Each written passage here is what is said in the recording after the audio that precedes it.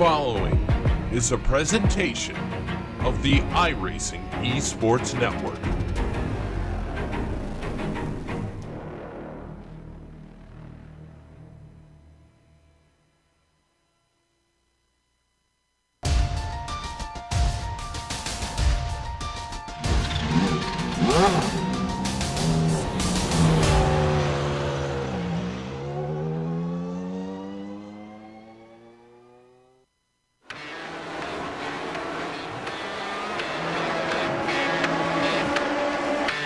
An icon reborn. A new season begins. Drivers must face off wheel to wheel with only one goal: to be crowned champion. Experience the competition and the glory days of early 80s IndyCar action. Hear the song of 500 horsepower Cosworth engines. Watch as drivers wrestle these ground effects cars into submission. Without electronic driver aids, it creates the perfect combination of man, machine, and speed. The Lionheart Retro Series, presented by HPP Simulation, starts now.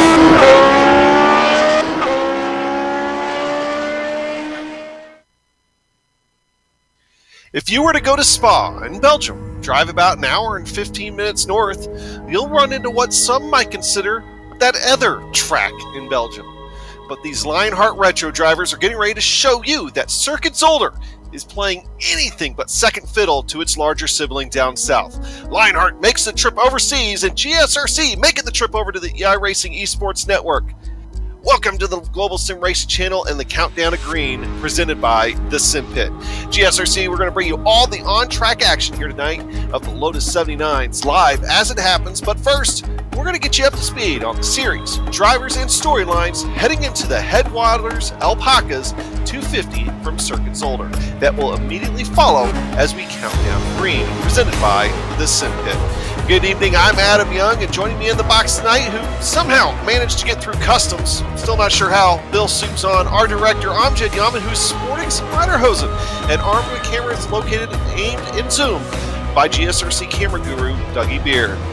What a race Indianapolis put on for the second year in a row. If you missed the Sim Pit 250 2 weeks ago, head on over to the Global Sim Racing YouTube channel. Check it out. A very large chunk of that race had side-by-side battles at the front. It was a showcase of the talent the Lionheart Retro Series has. It came down to a shootout in the closing laps, but a late accident elected championship contender Adam Blocker, and his points lead took a huge hit, especially since the men chasing him, Alex Saunders and Dustin Wardlow, came away with the win and third place in Indy in a double points crown jewel race. And how about Andrew Kinsella bringing home second? More on that in a minute. Soup, though, Indy was a race where a lot of new faces made their presence known at a track that everyone knows, but Circuit Zolder is sometimes considered a hidden gem. But it has a lot of history with the era of cars that the Lionheart Retro Series drives, doesn't it? Yeah, you know, it is historically harmonious with these cars here. They belong together. A lot of drivers have problems with this track, and I'm included here. So last week, I'm making a Chinese salad for my wife and I, and the recipe calls for 1 can of water chestnuts. Stick with me now. I go to the supermarket for a can, but the sale is buy 4 cans, get 1 free. Couldn't pass it up, so I ended up doing it, but I end up with 4 extra cans of water chestnuts that I don't need. It ruined a whole week of meals because I kept putting the dang things where it didn't belong, in burritos and toppings for ice cream. You name it, I tried it. That's kind of how I feel about Zolder.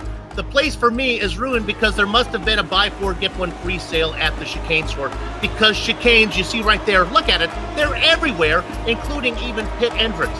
Zolder has about as much flow as a man with an enlarged prostate. There are passing zones, maybe down into 1 and into the first chicane, but after that, the hunter has to wait for the prey to make the mistake. Now, you can bring that down to show how beautiful it is here, because I'm going to talk for a while. To pull back the curtain here on the inner office workings of GSRC, available for me for this segment was my very professional sounding track description that I had written and I had used via cut and paste many times before.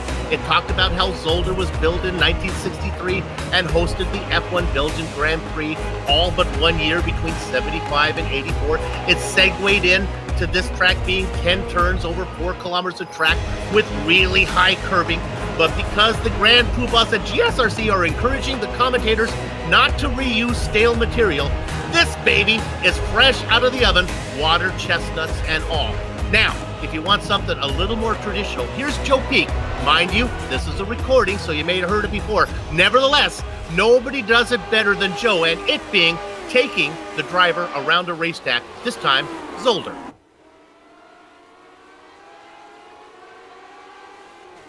All right, we've got Stefan Schlacker in the GSRC Lotus 79, so let's do a lap around Zolder. Coming down the front stretch into Erst, this might seem like a good place to pass, but it's very tricky in reality. Cars tend to understeer into this bend, so avoiding sliding into your opponent can be tough. Quickly, you switch sides for Studenbach, which requires a pretty late apex. Plus, it effectively acts as one long turn through Canal as well. After that comes one of the most important turns of the track, Bianchi. This is a very fast sweeper, but getting a bad exit off of here will put you at a severe disadvantage. You see, it leads down to the Kleine Chicane, which offers an enticing place to overtake. But you also don't want to wind up side by side with your opponent into here because it's very tight, and the curbs at the apex are terminally destructive to the car. As you power off of there, you climb over Butte and then brake hard yet again for Turleman. There's 3 apexes to hit in this fiddly little section. Being careful with the throttle will make a big difference since wheel spin can be a killer. Be brave and hold it flat out through the banked exit, then you'll head over the rise and set up for the boulder hairpin. If you ask me, this is the best place to set up a pass since it's one of the few braking zones that isn't a chicane. Just be wary of the over-under if you overshoot the corner a bit. Weaving through Rent is a bit of a non-corner, and then you've got the X chicane. This is another one where I highly advise keeping off the tall sausage curbs to preserve the car. And yet again, because of the immense power and low grip that this car suffers from in slow corners, a very sensitive right foot will pay dividends and keep any attackers at bay. But hopefully, if you've kept it together, you've now finished a lap around Zolder. And that lap guide description, as well as the entire countdown to green, comes courtesy of our sponsor, The Sim Pit, an entertainment channel dedicated to sim racing. Its mission is to bring you news, reviews, and information from around the world about sim racing hardware and software. It also focuses on what it takes to be a better sim racer with instructional videos and how-tos that will help your performance on the virtual track. Check it out at thesimpit.com. Well, thank you for that, Bill. And we've got a lot of storylines heading into today. Of course, Lionheart Retro Series. Hey, first time here on the iRacing Esports Network. Kinsalia Raymond, who incidentally just got done calling the Ad Pro race in Indianapolis for GSRC. And if you, after this broadcast, of course, go check that out. Came down to a last lap shootout. Won't spoil the ending for you beyond that. So, but he is also the cleanest driver in the series. He only has had 13 incidents this entire year, so he's averaging 1 per race, and 4 of those came while at Indianapolis. We got caught up in a late race accident. And can the newcomers repeat the strength that they showed at Indy? So those newcomers really took the field by storm last week. Well, ultimately, though, they all ended up having trouble toward the end of the race, but they definitely made their presence known. And, of course, will Dan Guerin's luck turn around since returning to the Retro Series? That's something we've been following as well. But, Soup, perhaps the biggest story as the season starts coming down to the wire, the Driver and Teams Championships. Yes, absolutely. And let's take a look at those right now. We will start with the Retro Series Driver Championship presented by HPP Simulations. These numbers reflect the best 10 of 12 possible results, taking into account the 2 drop races allowed for in the rules. Now, if you're going to have a problem, don't have it at a double points event, but that is just what Adam Blocker for Adrenaline Motorsports had happen. His 15th at the Brickyard, coupled with a win by Alex Saunders, moved the Nighthawk driver into the lead by 30 points north of Blocker. The Candyman, a.k.a. Dustin Wardlow, is sticky, hanging around just 59 points back for Raven Motorsports. Wardlow and 8-Ball Motorsports driver Michael Goodman each have 1 win this season. Now, how quickly things can change. One round, you're 27th in the standing. The next round, you're up 11 spots to 16th. Let's give a big IESN and GSRC welcome to the overlay salute to Brian Beard of Skidmark Motorsports. Amazing what a 4th place finish in a double points event will do. Let's go to the team championships now. And this is brought to you by Clipping That Apex. Who do we appreciate? 246 8-Ball Motorsports. That's who. They won the day at Indy, closing the gap to Raven by 40 points and moving around Adrenaline Motorsports. Ron Hacker was 5th. Justin Weaver was 6th. And Michael Goodman was 8th. This commentator has been telling you all season long to keep an eye on Nighthawk Motorsports. Along with being the coolest painting ever painted, go ahead and Google Edward Hopper. Alex Saunders and Greg West, granted, Alex did most of the heavy lifting, but nevertheless, they tallied 162 points to pick up another spot on the chart. Look out, No Name Racing. One word, Nighthawk. Adam? Yeah, and of course, the rookie standings here, well, Alex Saunders, of course, he's just been taking the year by storm. We talked about the newcomers last week in Indy. Well, he was a newcomer at the beginning of the year, and he's just taken the entire field away. So he's leading the rookie standings for sure. The race for a long while was on for second place, but Michael Goodman has been able to pull away, thanks in large part to that win just a few races ago. And of course, Brian Yazzie back there along with Justin Weaver and James Kahula. That's your top 5 there. And of course, Lionheart sanctions both this Retro Series and the Big Sister IndyCar Series. And always want to mention that both campaigns honor the memory of the original Lionheart, Dan Weldon. Let's go ahead and look at those Retro Series details, Soup. And these series details come courtesy of the Sim Pit. Now, you know, GSRC is pleased to be part of the iRacing Esports Network, and we've been working on many things behind the scene to improve our product, one of them being secondary audio programming, or better known as SAP. It's still in development, but this gives us a good chance to break it in here. For example, when I read the series details, Amjad's going to turn on the SAP, and everything I say in English will immediately be translated to Spanish. English speakers, just read along with us. Okay, here we go. Turn it on. All right. Whoop, turn it on. Temporada 2. Carrera 10-18. Coche Lotus 79. Preparar sólido y clear bárbaro. Dinero y premios $4,018.91. There you go. Worked pretty well. As soon as we get the Mandarin working, we're going to have that for everyone to use whenever they need it. Adam? Good job, Soup. I can't do it that well. Hey, and of course, the reversal of roles that Soup loves so much. Soup, you're going to be the weatherman. Hearing the wind could be a bit of a factor today, especially into the last chicane. Okay, I'm going to talk about the weather. You're going to explain how it affects the racing going on. Okay, you see right there, it's a little bit cloudy here. In fact, it's a very cloudy, but that's Belgium. That's how it usually is. 80 degrees Fahrenheit. We're an American series, even though we're in Belgium. All these drivers are from the U.S., so we're going to stick with that big F right there. 92 degrees on the track. The sun's still working pretty hard. That's a pretty hard temperature. Now, here's the deal. You look at the humidity, 1%, the fog, 0%. Adam's going to talk about this westerly 19-mile-an-hour wind, Adam. That's going to really play an effect on how this track plays out. Yeah, it really is. I mean, and of course, you know, even in iRacing, a wind speed of 6 or 7 miles an hour already seems magnified, and the wind here today is just cranked up to 19 miles per hour. So what that's happening, though, is that is giving people a massive tailwind going down the backstretch into that really tight chicane, and I'm wondering maybe some people are going to overshoot that. And of course, also the flip side of that gives people a massive headwind going into turn 1, so might see some drafting going on there too as well. But I think that wind at 19 miles an hour, that's definitely going to do something here for today. So, well, qualifying is now over, and we're going to go ahead and make our way over to the HPP starting grid. And when it's time to go sim racing, nothing beats the feel of a true hydraulic braking system or HPP simulation. Designed and manufactured in the USA on state-of-the-art CNC equipment, HPP's hydraulic pedals and their accessories set the standard for simulation racing. For more information, please visit hppsimulation.com. And of course, a little bit of a technical difficulty here. That's okay. Me and Super going to do this radio style here for a minute, possibly. Actually, here we're good now. Okay. So Alex Saunders, though, taking the pole. Surprise, surprise. Big lap, 1:19.856. Alongside him, it's going to be Adam Blocker. Justin Weaver and Dustin Wardlow, the Candyman, make up row 2. In row 3, you're going to find Michael Goodman and James Brandt. Dan Guerin is going to be sitting in the 7th position inside of Travis Jaegerlander. And then in row 5, David Altman and Greg West. Samuel Ryman, fresh out of getting out from behind the microphone, slipping in behind the wheel. He's going to be in 11th. Not too bad. He was able to get in a qualifying time as well. He's going to be inside of Brian Beard, who we talked about, coming off that great jump in the standings. Yeah, pretty big qualifying effort there out of Sam. I mean, this might be one of his better ones of the year, I believe, here so far. And row 7, Chris Lanini and Cody Winston. Another one of the Cody Winston's one of those newcomers to be keeping an eye on.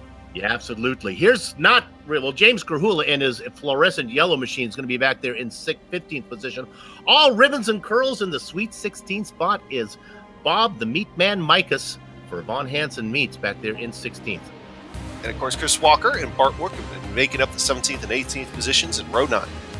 Scott Johnson and George Zolder go 19th and 20th. In 21st position, you'll find Mark Amok, and 22nd, Mark Cohn. And I'll round out the field here. We got 23 cars out there right now. That'll be Robert Dudley. So, the roof pace car is out there getting ready to take the field around. That's a good time to go ahead and talk about some of our onboard cameras here for today as we're going to around Circuit Zolder slowly at first before those engines really kick on. First up, George Anzaldo in that 6 car. He's starting 20th, so he's going to have a big view from the back in that Turf Monkey onboard camera. Moving up just a little bit, Justin Weaver, 66 machine. He's riding on board with the butt kicker onboard camera for the 8-Ball Motorsports. A butt kicker moves actual mass, producing a heptic immersion that's powerful and accurate. And in the 07 car, we'll find Scotty Johnson in the Headwaters Alpacas car. And hey, also, I believe he runs and owns and operates Headwaters Alpacas. Alpaca fiber is warmer and softer than wool. Check them out at headwatersalpacas.com. So, all right, field is set, Soup, and guys are pacing. We're going to get underway here in just a moment. Any final thoughts before we go green? Did a lot of researching for this race, but I got sidetracked. I learned about alpaca fiber. I know more about that than I care to now. It sounds really good. Our sponsor is really neat, so check them out. You can order lots of cool soft mittens and stuff. Alpaca, softer and warmer and not itchy like wool. You know what I'm going to do? I'm going to order a scarf and wear it like those World War II aces, you know, when they fly in the yeah. Because I wear... I think you're thinking of World War I, but yeah. World War I, that's what I mean, World War I, yeah. In the biplanes, yeah, because I race with a Rift, and I'm always getting like this chafing as I look over my shoulders at the cars, so that's what I'm going to use it for. I'm just talking right now, because we have a little ways to go. Well, I think one thing I'm going to be following here, Soup, is something that you always like to call, of course, when we do the Absolute Beginners League, is the early peel, late reveal strategy. I think that could play a role here for today. Who is going to pit early? It's a funky pit window here for today. These guys can maybe go between 21, I'm hearing, and 24 laps, depending on how fast you're on the pedal. We could see guys pitting for a scheduled pit stop as early as lap 5. If we have time before they get to we can bring up the race analysis. There it is. You see right there. We're going 51 laps. There's our pit window, and we see go 23, so it really does open it up. And there's the incidents. Yeah, and of course here, you know, these guys got to watch this instance. As we talk about Samuel Ryman being the cleanest driver in the series here so far this season with only 13 incidents. It's bragging rights, but points are on the line as well. If you get too many, you get docked points in the standings. Of course, you saw a few minutes ago just how tight those point standings are. Okay, you're getting ready to go to green. They're down the front straight away. They're on the hammer. Alex Saunders is away. Gets a big jump on the field over top of Adam Blocker. Adam Blocker is going to be having to fight off Justin Weaver here very early on. Alex Saunders is able to pull away just a touch as they go through one, while Justin Weaver and Adam Blocker are fighting side by side. Look at Dustin Wardlow. Dustin Wardlow coming from 4th, gets a little bit squirrely getting on the throttle off that curb. That's going to cost him a little bit of time. He's going to have to give up that position and the fight to Adam Blocker, at least here momentarily. But here we got that chicane coming up in just a moment, Soup. That could change things a little bit. There were a lot of guys sleeping on the start. The field got stretched out a lot, but it's going to bottle up right here as they get to the Klein chicane. Left, right. Yeah, left, right, and then an immediate almost, you have an uphill climb where that makes your car feel a little squirrely if you're not careful, as Adam Blocker is going to make a big move over Justin Weaver. He's going to take that second going into that next chicane.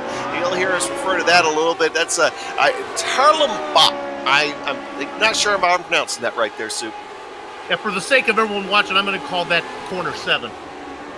That'll work. That corner 7's actually more like 4 corners. Yeah, it goes on forever. It's part of that chicane, and then it goes all the way around. Now they're into 8. Now they're heading to Jackie X. This is another chicane coming up. And this chicane, if you've ran Circuit Zolder before, sometimes that little straight offshoot that you see, but here today, it's the normal Grand Prix layout where it is a very tight chicane, and that's where we're thinking that guys can get a bit of a tailwind going down there and getting pushed in while coming into turn one, where Adam Blocker's at right now, and Justin Weaver, as you see on your screen, that can be a little bit of a headwind going into that turn one. But as of right now, it looks like Alex Saunders is pulling away slowly from Adam Blocker. That is not all that surprising. We know Adam Blocker is very good on the long run, so Alex Saunders trying to make up what ground he can now and move away from him, give himself a little bit of a cushion.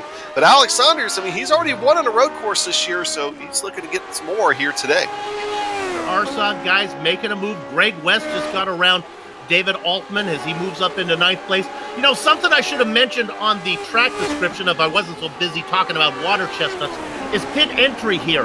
It can be kind of silly because it's right on that final chicane, and a lot of drivers can pit. If you don't make it clear, you can get rear-ended going into pit lane. Yeah, it is a definite possibility. We've seen it in other series that we have covered here on GSRC.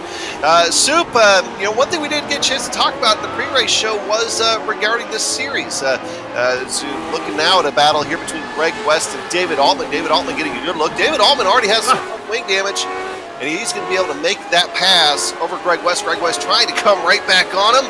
Not quite able to do it just yet. See if he's able to get any kind of momentum here going into turn one. David Altman's going to force him to the outside when we go through one here. And these guys have been battling that early. Oh, almost. Oh, that was, Greg West lets off the gas just in time. Soup, what I was getting ready to talk about, though, is the series. If people have been watching the iRacing Esports Network, this is the first time the Lionheart Retro Series has been on this network. But this is their 13th race of the season, and these guys, they run all the different road courses, all different styles, and also all different ovals, too. In fact, next week, we're going to be at Iowa at a short track. Yeah, it's about 1/3 road, about 2/3 oval, so it's a nice mix. A little different than what we currently do in the Indy League, which is probably more road than oval right now, but it's a good mix, and it switches it around a lot. It makes the championship really interesting.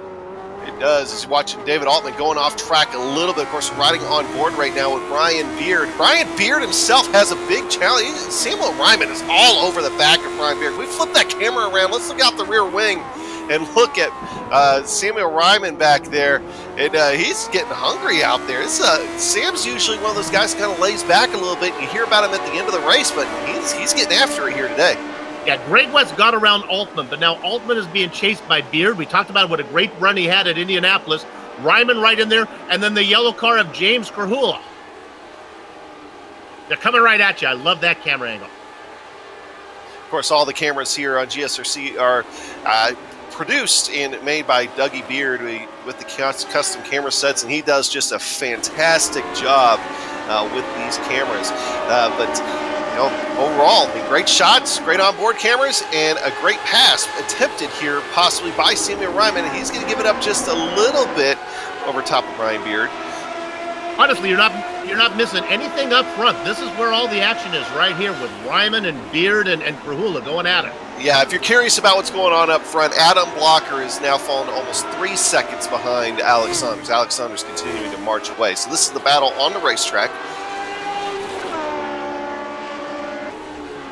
We're hearing something may happen with Justin Weaver, and honestly, what I'm wondering... Well, he's lost a position to Ward. Yeah.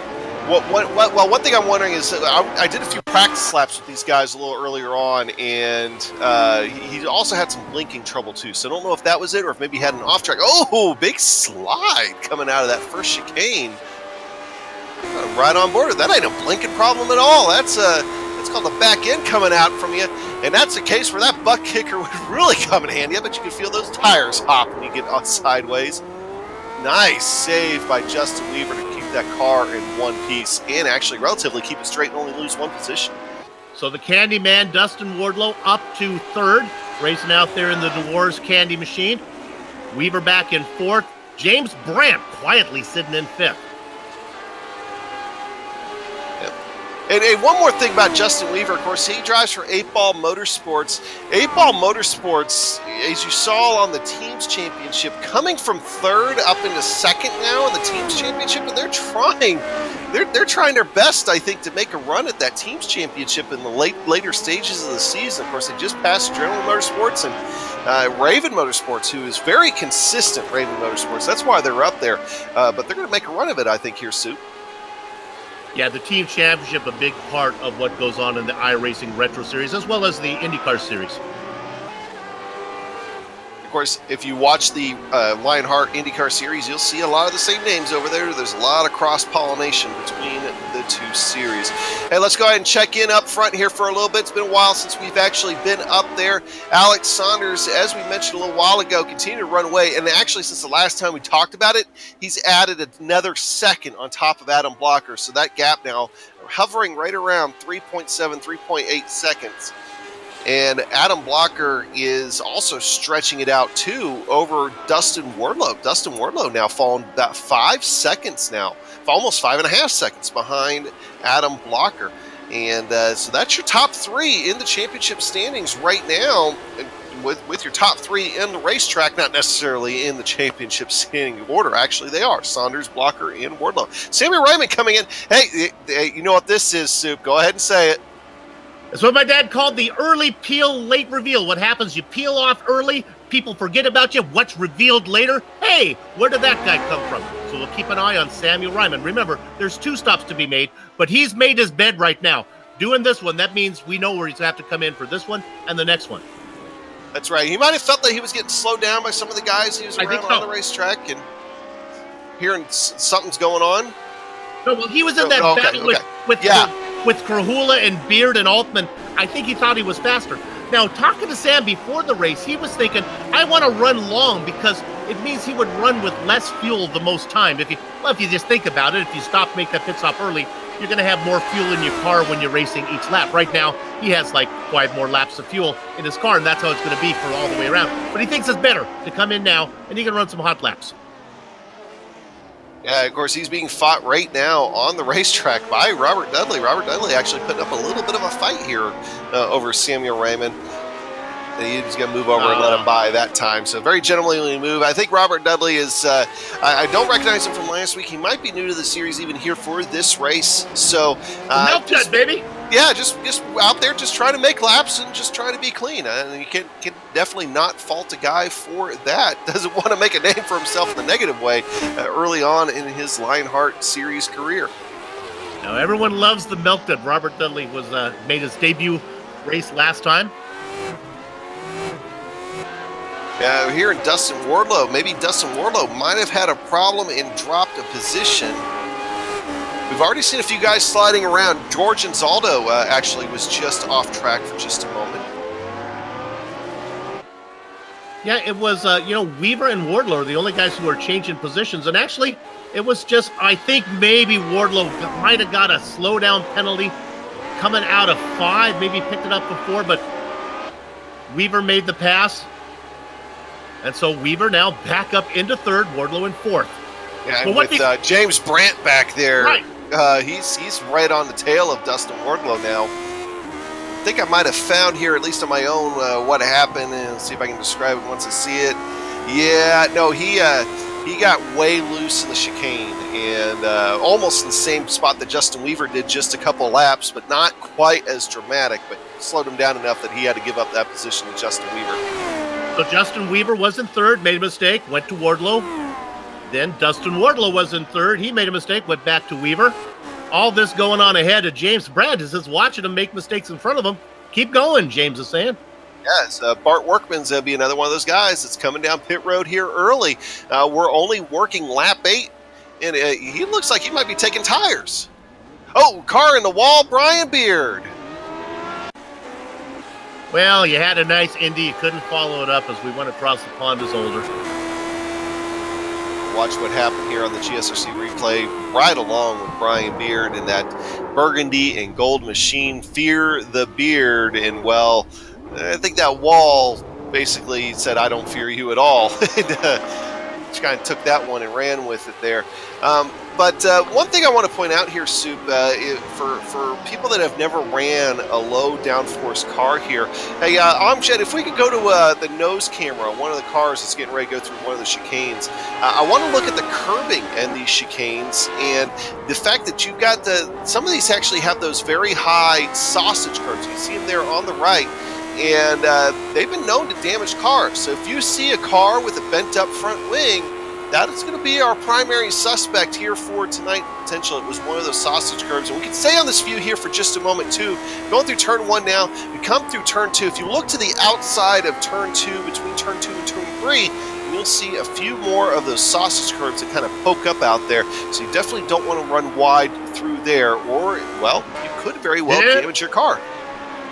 Yeah, I've spent a lot of time racing here as we go to P4. I've raced in my little MX-5, though, that can take those curves a lot better than these guys do. The chicanes are really fun here in those underpowered cars with a little more suspension. Look at this Wardlow. We look at above, that's in the kind of white and red machine. That's Dustin Wardlow. And there is James Brandt. Don't know if Brandt has the legs to get him. Of course, Brandt, I think, is a newcomer. No, Brandt's been around a while, Okay. but he is definitely hanging with Dustin Wardlow right now. Dustin Wardlow, actually, ever since he had that moment there, he's been falling back quite a bit. So he's now almost 15 seconds now behind the leader. So Dustin Wardlow not having a normal good day. I think right now he's got an ill-handling race car and just really wants to bring the thing home.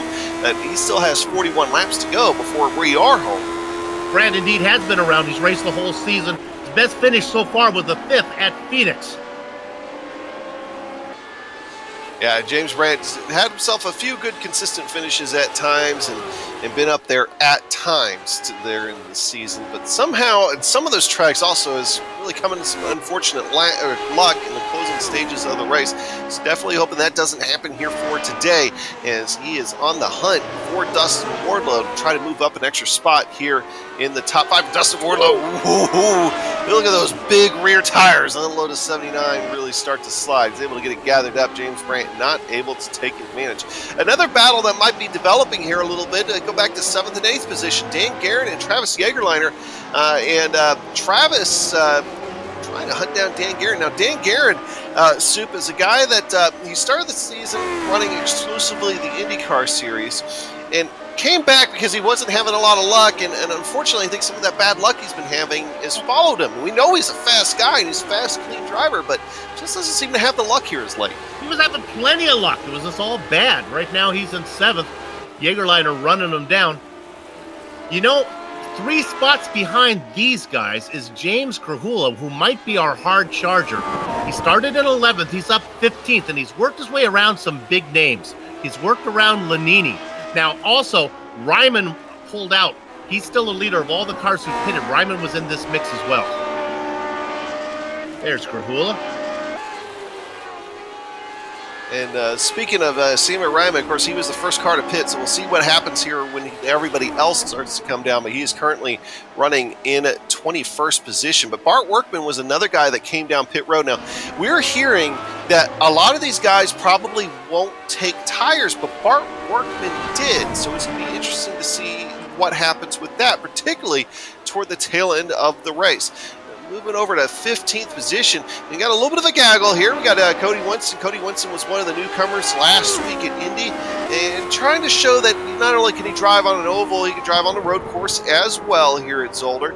And he is facing a challenge from Scott Johnson, Chris Walker, and Mark Cohn. So out of those 4 cars right there, three of them are newcomers. Yeah, so get to know these guys. They're having fun racing back there. That's what's beautiful about this series. There's good racing all the way through the field. Nice 4-car battle here as these guys are still on the lead lap. The last car on the lead lap, Samuel Ryman, who made that pit stop. He's got 1:06 back. Tires. You talked about tires. Yeah. I'm not even going to venture a guess on tires. Alex Saunders said to me, and he's dominated the series, he said in an interview he will never change tires again. So these are rock hard 1979 tires. They go for a long time. one of the things that of course, that was also an oval too, which you would think in some cases, not always, but some cases would be harder on tires. But there's a backstory on that for folks that aren't familiar with the series. Is he was leading a race, led most of the race a few weeks ago, and took tires right. It was New Hampshire, I believe, and took tires right at the end of the race, and he said they made him slower. And cost him the race, and it boggled our minds. It was the first time we'd ever heard of anything like that. He lost not because he chased, not because he took time to take new tires. It was because the new tires, the car wouldn't rotate for him as well. He said so. Yeah, that's interesting, and he's done with it. He's going to live with one set of tires every race. Now you're looking now at that's Adam Blocker there. Of course, he's 3.5 seconds behind Alex Saunders and 10.5 seconds over Justin Weaver. So the front part of the field definitely spread out here for today. There's a good look at that 55 machine of, 66 machine of Justin Weaver. Oh, just saw a pass. Mark Cohn just made a pass on Chris Walker. We haven't seen much of a pass. Maybe we'll actually look at one if we can get it on a replay. This is down into the chicane. We're right on board with Cohn. He ducks to the inside. That's how you do it. A little bit almost got tapped from behind. You know, and this would be a good time to talk about butt kicker. If you're a sim racer looking to add that missing driver to car connection, bringing more realism to your sessions, butt kicker products are the way to go. A butt kicker moves actual mass, producing a haptic immersion that's powerful and accurate. See all the family of products at thebuttkicker.com and use the promo code LION20 to get 20% off your order. As we have talked about numerous times, haptic immersion is Soup's new favorite word combo. Has been most of the season, and he's still enjoying it. Dustin Wardlow now still having to fight off James Brain. James Brain actually being able to use that draft in turn one. That's one thing we talked about, Soup. That draft going into turn one to play a role with that headwind going through there. Because of the headwind. Now, I'm not a weatherman. It says wind with a W by it. Does that mean it's coming from the west, weatherman, or does that mean it's blowing from the west or blowing into the west? What does that mean? It's coming from the west. From the west. Okay. Well, that means that as you head down into that first corner, it's going to be coming at you. That means it's going to punch a bigger hole. That's where the draft can come into play. But the inverse of that is when you're on the other side of the track, heading towards that Klein chicane, you're going to get pushed. It's going to be a little harder to get the car woed up. Oh, my goodness. Look at this. Is the best. Look at Wardlow work that car. He's definitely had to work it. And now these guys, we didn't talk too much about it. They do run fixed setups with their custom fixed setups. Not the iRacing fixed setups, but everybody does have the same underneath the car. But even then, Dustin Wardlow he hasn't seemed very happy in that car. We've seen him saw on the wheel, we've seen him get loose, and we've seen him lose a lot of time. And James Brandt, I think right now, he's just waiting for his moment to be able to get around him and shove Dustin Wardlow to 5th place. Well, the argument against fixed setups, and I'm a fan of them, is that I'm not sure I like the adjusted fixed setups. It makes everybody wear the same pair of shoes. Some people may want to wear Adidas, some people may want to wear New Balance or Nikes, however you want to do it. It kind of depends on the guy who sets it up. It seems like it would be in his favor. What they like to do, it makes for better racing, Adam, because it keeps drivers from putting the car on a razor's edge, and we have a lot of crashes. They give them something that's really raceable, and certainly right now, Dustin Wardlow is racing his.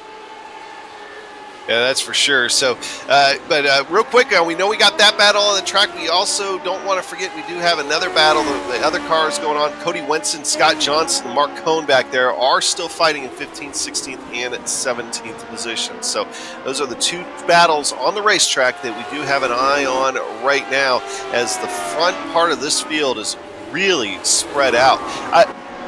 In fact, looking now, right now at Scott Johnson trying to make a move back there. Let's see if he's able to complete it. Yeah. Oh, no. Oh, almost gets tagged. And now it's another part, Soup, that we were talking about is with that tailwind through there, people might blow that chicane a little bit, and we almost saw that happen right there. That's as fun. On board that Headwaters Alpacas on-board camera. There's a nice 4-car battle. Chris Walker's in the back, Cone Wenson, and then Scott Johnson. Gotta wonder how Scott's feeling right now. Every time he looks in his rearview mirror, I think they're adding cars behind him. So the pressure's on him right now. And a matter of who are these guys? These are all Wenson, Cone, and Walker, relatively newcomers. Boys, they dive down into that final chicane. Ooh, Dan Guerin's around. He backs it into the fence. Oh. Rear wing is damaged on that vehicle. I don't know if he had any suspension damage, but that rear wing is definitely not going to be good. Just puts a wheel off, and I think it just broke loose on him from that point. A little bit of dirt and glass on that tire. Right in front of Yeagerland that happens. Now we're going to look at Cone here, and there's a mistake from him. It's not sure if that was Chris Walker. Everybody's all of a sudden starting to spin out of that same group. Now, folks, iRacing does not model oil on the racetrack, so can't blame that. But definitely, our two cars out of that big group that we were watching did not have any luck. And we're going to see if Dan Guerin, if he's going to pull it into the pits or if he's going to try to keep going to his first pit stop. And he's going to keep going around. So just wants to try, I guess, to do his best to bring it home. There's a lot of fight in Dan Guerin, and with the kind of luck that he's had this season, I know he wants to try to turn it around. And well, so far, backing into the fence didn't do a good job, but hey, bring it home the rest of the way. That could change his fortune some, too. All right, so work through, also still want to work through the top half of the field again. Alex Saunders, of course, still leading. I want to say something, though, real quick about Alex Saunders and Adam Blocker. We look at the interval between them two. Adam Blocker has stopped the bleeding. I mean, that gap between them was widening very quickly, but it's been hovering right around 4.1, 4.2 seconds now for a couple of laps. So we talked about Adam Blocker being very good in the long runs, and, well, maybe starting to see the tide turn a little bit, but that's still an awfully big gap, Sue. And remember, Saunders is not going to take tires, and Blocker knows that. Maybe he might want to try something different. Now, interesting enough, remember Samuel Ryman came in for that early pit stop? I thought he was safe from being lapped. That's not the case, Sam, as Alex Saunders is going to come up and put you a lap down. It's surprising that Guerin is staying out there because Adam Guerin's in his window. He could come in now and get that first stop made. So he must just want to be feeling out what that car is like. I can look at it. It doesn't look good. You know, really, it's just that rear wing that's tweaked. So, and very well might not be affecting the car, Soup, as much as what we think it would. But I mean, being in these cars before, having driven them, I would think it wouldn't be feeling good, but you never know. So obviously, it feels good enough for him to stay out there. And really, I think in that whole exchange, they only lost 2 spots. So still has a chance to try to make up some of that on pit road. Is Chris Walker, one of the cars that we were watching a little while ago, have a spin. He is on pit road now. One retiree here so far. We talked a little bit about him earlier. That's Robert Dudley. He has pulled it into the pits and decided to call it a day here, at least so far. So that is one guy that will not be around at the finish of this race. So 22 cars remain on track. That is already a fan favorite. Hate to see him retire so early. Now everybody's coming in. This will be interesting. Remember, Ryman made that stop. I don't think Ryman's going to get some of these guys. See Mark Cone taking tires. Yeah, now, right. Sam is going to be quite a bit ahead. Of course, he didn't take tires, and he probably also didn't have to put in as much fuel as what some of these other guys did, depending on the fuel load that he had at the beginning. But the tires would definitely be the biggest difference right there, I think. Yeah, he just got around George Anzaldo, who has yet to make his pit stop, so something's going wrong there with Anzaldo's car. Now, coming up is Blocker. He's going to try to put these guys 1 lap down as well. Of course, the leader's already gone by. There goes Blocker in the familiar blue machine. Hey, pass for position. James Kahula over top of David Altman. They're going at it side by side. David Altman really throws it in there. He's going to be able to hold James Kahula off. Ooh, my goodness. He took it around the top side. Kahula, I told you, he's been coming. He's our hard charger. Now he's down in here again. I don't think he's going to have another opportunity until 1. Boy, he does not have a good run through the Klein chicane, though.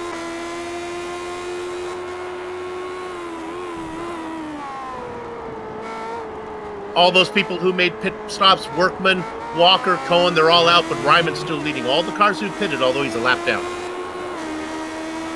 And that's not too surprising given the pace that Alex Saunders has put down, which, by the way, Adam Blocker's been able to shave off half second off that lead just the last 2 laps. Ooh, look at David Altman.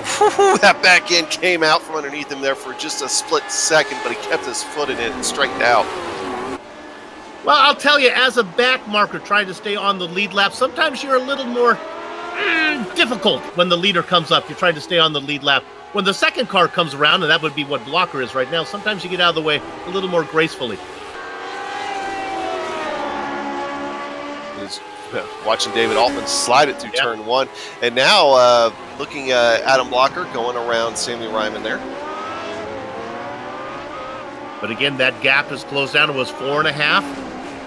It's now, well, it's back up to 4.2 as Blocker got held up behind Ryman.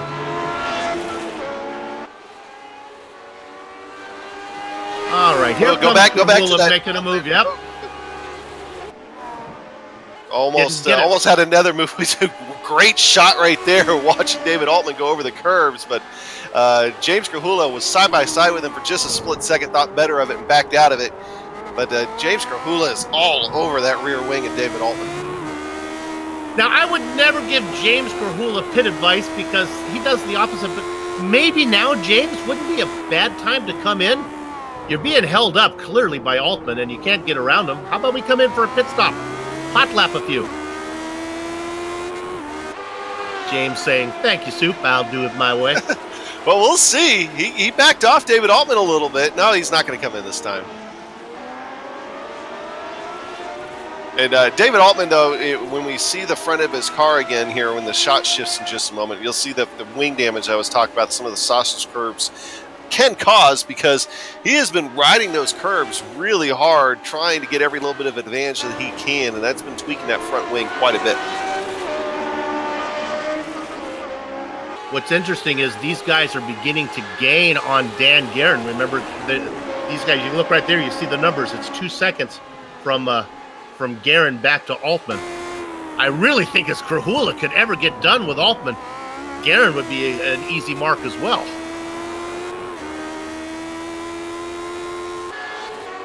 That's why I hate this track. There is no flow. There are, I guess, some good passing zones, I guess, if you really, but you got to force the issue. Oh, James Krahula just seemed like he blinked out there for just a split second. He's back now, though, and I think he put a wheel off. Now, if I was James Krahula, this is the part where I'd come down. I just lost probably about a half second to David Altman. Go ahead and come down pit road now. We'll see. They're heading down the backstretch. Oh, let's go to P5. This is Workman. Sorry, Wardlow. Wardlow just got loose in front of James Brandt.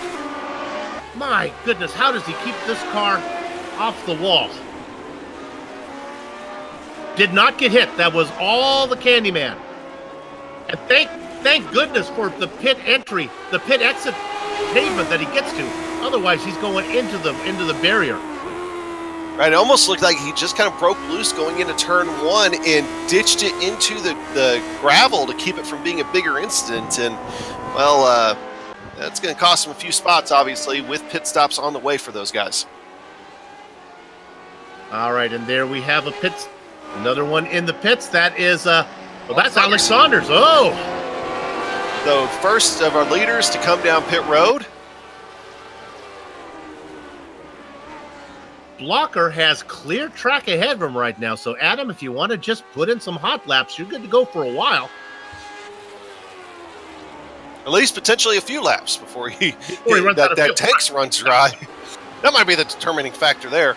But he's got a light tank, so why not? I mean, if you want to put in some hot laps, now'd be the time to do it. We saw him shaving a lot of time off that lead there in the last couple of minutes. There comes James Brandt down pit road. And I talked about pit Weaver up there as well. I talked about pit entry being weird here at Zolder. Pit exit is even stranger. It actually takes you, I think, through parts of France before it brings you back onto the track. I think it would be Germany on this side. All right, okay. Yeah. Well, you go for a scenic drive. Maybe we can follow somebody out of pit lane and you can see what I'm talking about. It's a strange pit exit. But now it's pit road is a very busy place. There's Michael Goodman, excuse me, drives it's almost identical car to Mark and Maka. Sometimes get confused, but Michael Goodman now coming out. Of course, he won Michigan earlier this year. Saw that pit exit. Oh, they're all coming now. Adam Blocker's in. David Altman is stopped on pit road. He has not moved. He is bleeding spots. Not sure what's going on here, but its engine is off, Soup. Still in the car, though. Blocker is right now, as we look at this, Blocker is in his box. Saunders is going to go by. Blocker is rolling, but again, he has to go through Germany and parts of France before he gets back out. And there goes Saunders. You know, France is on the complete other side. It's not even close to Belgium? No, not even close. Okay. Well, at least we got Germany on one side, France on the other. All right, well. Here I am, stuck in the middle with you. All right, so Saunders is out. And as soon as our timing refreshes here, I'll tell you the gap. There he is. 2.5 seconds. 2.5 seconds. Okay, so that's another second gone from that lead. And Saunders with clear track ahead of him. For David Altman fans, he just tried coming back out on the track, and I think he might have had an accident on pit exit. So he's still out there, but that front end is definitely all messed up now. And of course, he lost a lot of spots being stuck on pit road.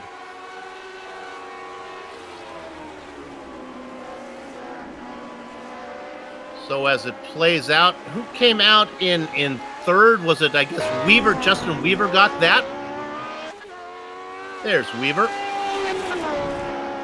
Justin Weaver is having himself a pretty decent day out there, Soup, you know? And we've been talking about him.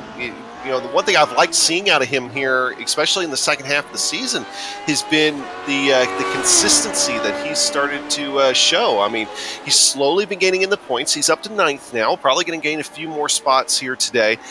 But, I mean, he's been very consistently in the top half of the field for the back half of the season so far. Of course, 8 Ball Motorsports, big team. Beard finally makes the stop. Brian Beard has worked his way up to 4th, but it's kind of a full 4th position as he had to pit. So that's going to move James Brandt into 4th. Michael Goodman's going to get 5th. The guy who's missing, the guy who should have been a little farther up, is Dustin Wardlow after he had his spin. He's in shouting distance of Goodman. There he is. He started in started in 4th position and has fallen back into 6th. Well, it seems like we got a couple battles starting to heat up, and before they heat up, I want to go ahead and mention Headwaters Alpacas, of course. Headwaters sponsoring the race here for today. They are an alpaca breeder located in Besita, Minnesota. Yeah, I'm used to stomp around up in that direction. Alpaca's fiber is warmer and softer than wool. They've got socks, scarves, mittens, yarn, and even teddy bears. Since it's luxurious alpaca fiber and not wool, there's no itchiness and it's hypoallergenic. Check out the Headwaters Alpaca store at www.headwatersalpacas.com. And of course, Scott Johnson is, I believe, one of the owners and operators of that business. Is an alpaca? Is that like a llama? Is that what that is? I guess the way to put it, and somebody's going to correct me on this and tell me how horribly wrong I am, but think of it, I think, as like a hairy llama. Hairy llama. Fluffy hair. Okay. Fluffy fur. Wow. I can't talk, apparently. Well, weathermen shouldn't do animals, basically. That's stay in your lane. Weathermen shouldn't read from a script. You do everything ad-libbed. Hey, I got a nice battle for you. 18th position. This is Mark Cohn and Chris Walker. I know they're down in 18th, but it's been fun watching these guys race. Oh, as I say that, Walker falls off a little bit. They were nose to tail a second ago. We'll keep an eye on it.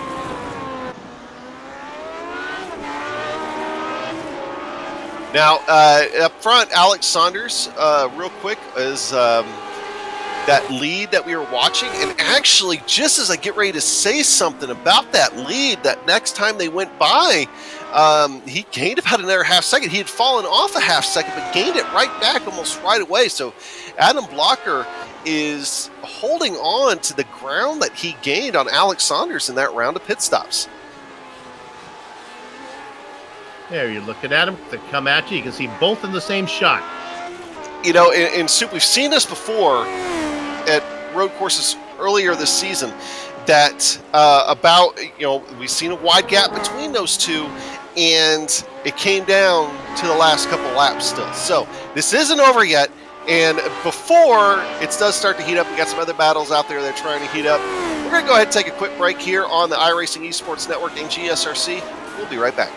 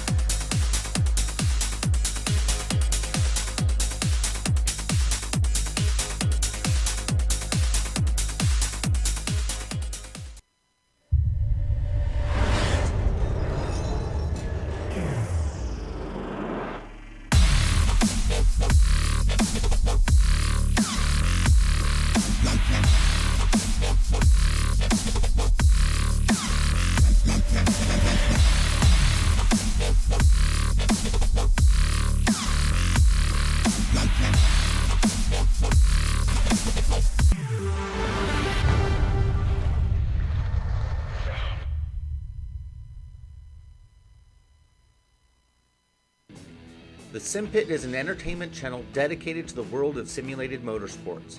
The Sim Pit is a leader in providing the sim racing community with news, reviews, interviews, DIY pieces, and instructional videos to make sim racing a better experience for all. Check us out at thesimpit.com or go to YouTube and just search for The Sim Pit.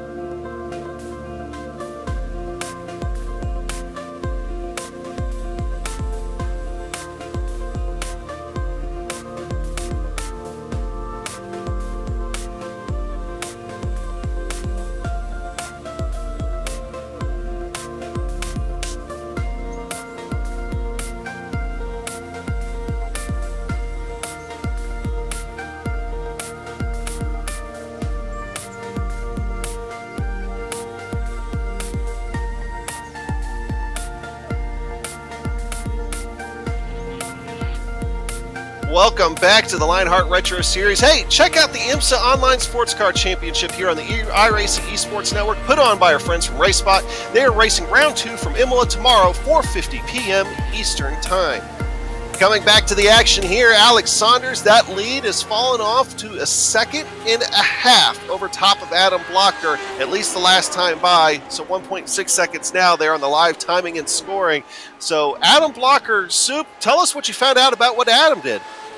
Well, we know Alex Saunders doesn't like fresh new tires, so he didn't take them, but Adam Blocker did. Probably listened to the broadcast, said, I know what's going on, I'm going to do the opposite. So Blocker takes tires, and sure enough, I think it's working for him, and honestly, it's only going to work better for him, I think. We'll have to see. Of course, they did get stuck in a little bit of lap traffic that Alex Saunders had trouble getting past, but Adam Blocker had less trouble and saw a lot of that lead disappear then, but then Adam's just continuing to to chip away at it now. Of course, now down to 1.3 seconds, 1.4 seconds. That's... Well, we got a race for the lead here. Could have happened here before too long. So as we head into the later stages of this race, now only about 21 laps to go. Okay, we were talking about James Krahula being, here we have, looking at another car coming. Is that Ryman? Ryman was running down Krahula. This is going to be interesting. Krahula, remember, was trapped behind a car for a long time. He came in and took that pit stop. He just took his second pit stop. So Krahula doing his little splash and go right in the middle. This will be interesting here. Krahula's through the final chicane now. I don't know if Ryman's going to get out in time. Ryman is rolling. This is going to be interesting. Of course, Ryman's going to be out in front. Unfortunately, again, he has to meander through the Belgium countryside before he can find the track. Krahula is going to pass him. And of course, great helicopter-esque Yes. shot there from Dougie B. Same Ryman come back out onto the track in that Raven Motorsports machine, and surrounded by a couple of guys. It seems like he's already had to pass, but you hit the nail on the head there. I mean, he's not going to have to come in again here for the rest of the day. So we will see what the early peel, late reveal has in store for Simi Ryman. Looking at James Krahula now.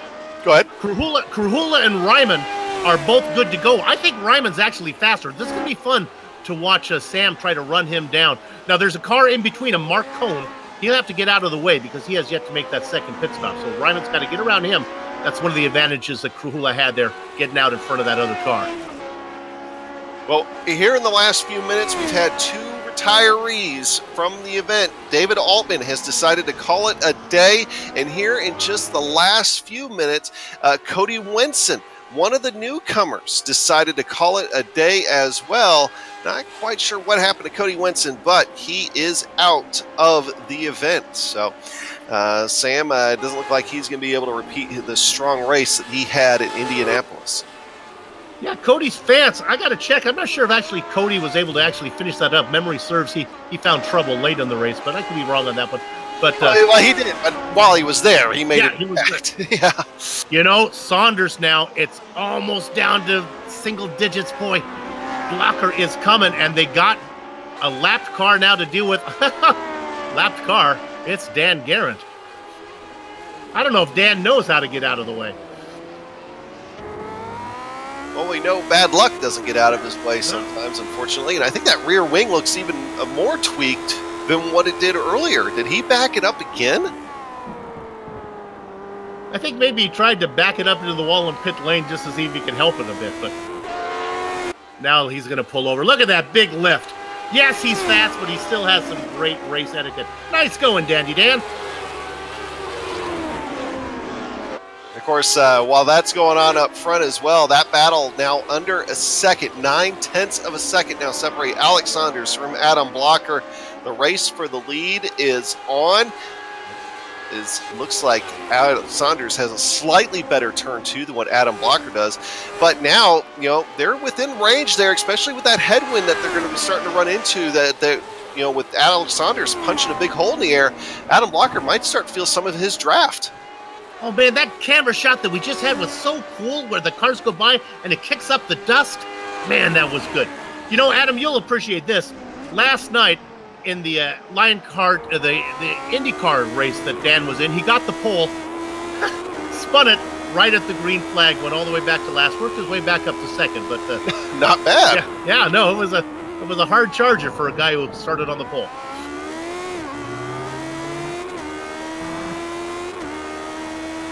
Justin Weaver running in third just had to get around a gaggle of lap cars, and one of those lap cars just spun it around. That's Chris Walker. He's pointed the wrong way at the moment,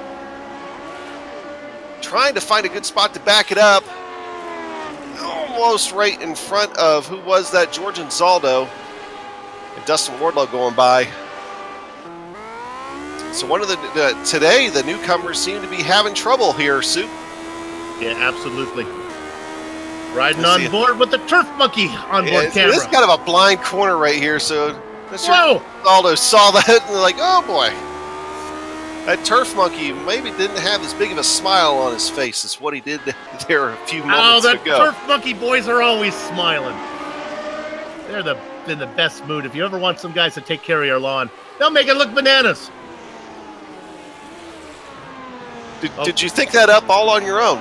That's part of the script, buddy. Hey, let's go to the lead because here comes Adam Blocker. He is all over the back of Alex Saunders. Speaking of banana, there's a phrase called, I don't want to pour banana oil in your ear, which means I don't want to tell you a fib, but, you know, this may not be what you think it is. Saunders was about a second longer in his pit stop than Blocker was. It's possible that Blocker may have short-filled a little bit to get close, so when that next pit stop comes, Blocker may have a little work to do, but right now he is all over the back of Alex. Whoa, that's a great shot off the gearbox. Look at that dust get caught up. And of course, this last major update that iRacing did added wind effects into that dust. That dust isn't hanging around today because that wind's blowing like 18 miles an hour. So you actually get to see the dust. Oh, man. The wind. Can we just do the next 17 laps on that camera? That was just so cool. Look at how close. Look at Blocker getting in there. Yeah, you bring up an interesting thought about the pit stops there and the length of time. But I would also figure to say, though, that the lap times that Adam Blocker's been able to run before and after and everything else, I think that he's starting to put the pressure on Alex Saunders, and I think that pressure might ultimately slow Alex Saunders down just a touch. That might negate that pit stop difference. Are these guys susceptible to pressure? We'll see. Alex Saunders seems a pretty cool cucumber. You know, we talked about the guys up front. This is Justin Weaver, we love you. You're in third position, but my gosh, you're 40 seconds behind these guys. Shout out to Moby Dickies.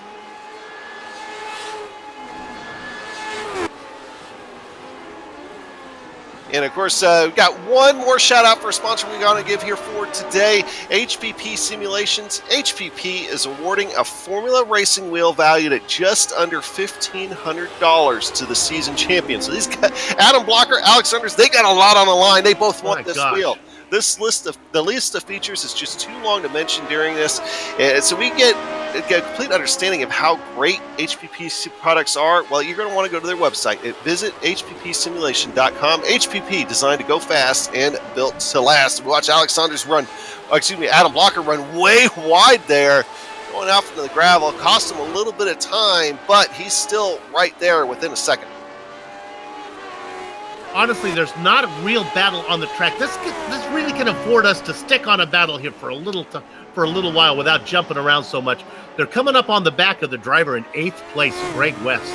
Holy moly, Greg, you're in 8th, and you're going to go a lap down here pretty soon. Yeah, they're setting a pretty blistering pace right now. They're still running lap times in the 120 range, while everybody else is 122, 123. They're running lap times, once again, 2 to 3 seconds a lap faster than everybody else on the racetrack. Now remember, Blocker went a lap longer than Saunders last time. It's possible, and again, I don't know if Blocker short-filled, it doesn't work. It's possible Blocker can just sit back here and do one hot lap once Saunders comes in, and then see if he can pass him that way. Now they're going to have some work to do because up in front, they got a pinata full of bees. Mark Cohn just came out of the pit lane. George Zolder is up there as well. He's on a different lap strategy. And then, of course, there's Greg West. Oh, look at the rookie. Get out of the way. Cohn, when he gets out of the way of one, gets out of the way of two. Nice job, Mark. Yeah, they got George Zolder up next, and then Greg West as well. Bart Workman's not too far up in front of that group. And Zolder wants no part of that getting into the chicane. He timed it perfectly. He just basically parked the car before they got there, let the guys go by.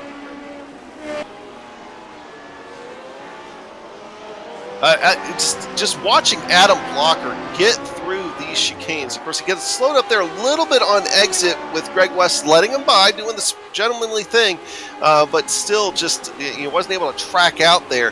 It cost him a little time on exit, but besides that, Adam Blocker has just been making up a ton of time in the chicanes. I think that's where he's really excelling at here so far, Soup. Well, that would make sense if his tires are working better. Now they come up on Bart Workman. He's a veteran of the series. He'll know how to get out of the way. Yeah, me and Bart Workman used to race a little bit together, and even when he was with Texas, raced a little bit with my team. And so Bart Workman's a good guy. He knows what to do. I could be wrong on this, but I think Bark used to race over when we covered the Championship Motorsports Series. I think I remember him racing over there in the sports cars. If not, well, let's pretend you did. He did. Okay.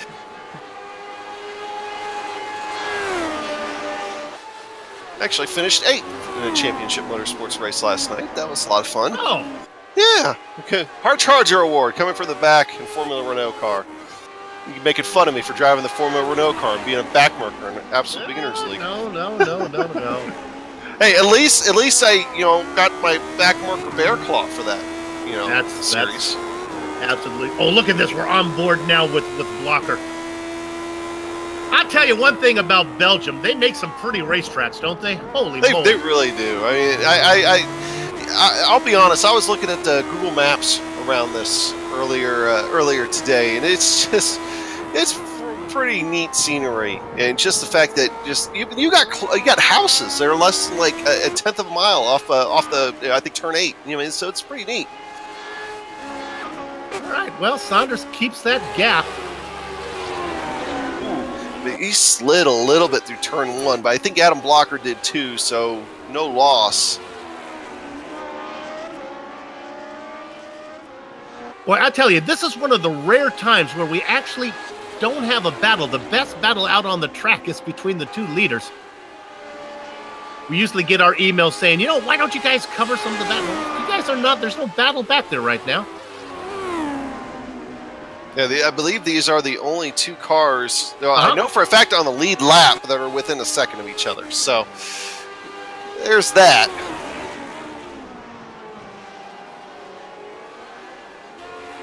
Just the way Adam Blocker gets through those chicanes just looks so smooth. I mean, he even lost time there. Let's go to James Grahula as we speak, right in front of Justin Weaver. Sorry to interrupt you there, Adam.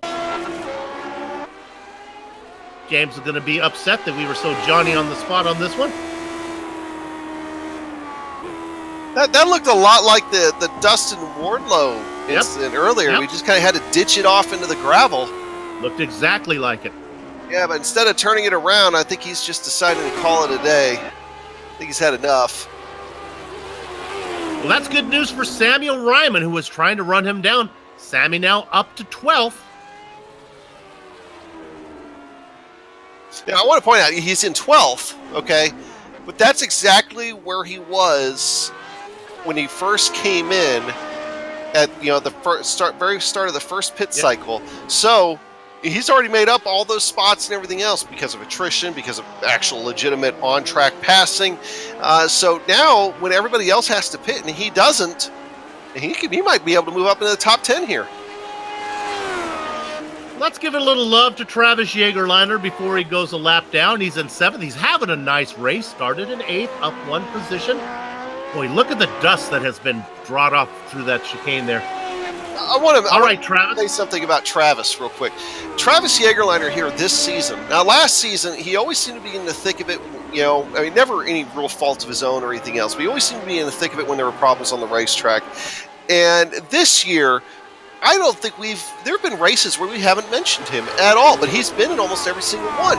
And I think that's the kind of racing he likes to do, where if we don't talk about him, that means he had a good day, good, consistent, clean finish. I mean, and he is sitting, trying to look back up. Where is he sitting at in the point standings? Okay, so he's sitting 14th in the point standings after I think he had a wreck there at Indy, but that was like one of his only wrecks so far this season.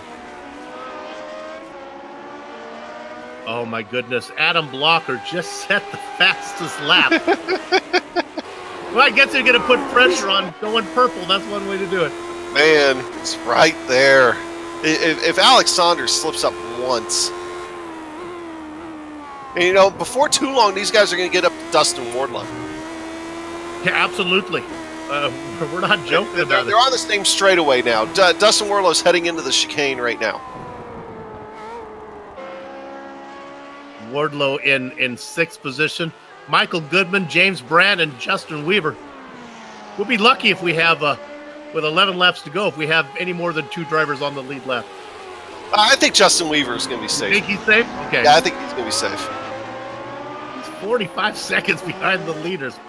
Ooh, gee whiz. These guys are just setting. Everybody else, seriously, is running 22s and 23s. Justin Weaver there with the 21. Oh. You know, everybody else is 22s and 23s. These guys are putting 2 to 4 seconds a lap on everybody else in the field right now, and they're Adam Blocker's doing everything he can to keep up with Alex Saunders. It's just amazing to watch. Well, I think Saunders has to keep the car out there till his tank is as empty as a syrup bottle after a pancake social. I used that phrase 2 nights in a row. Because if he brings it in early, Blocker's going to blow by him. Absolutely.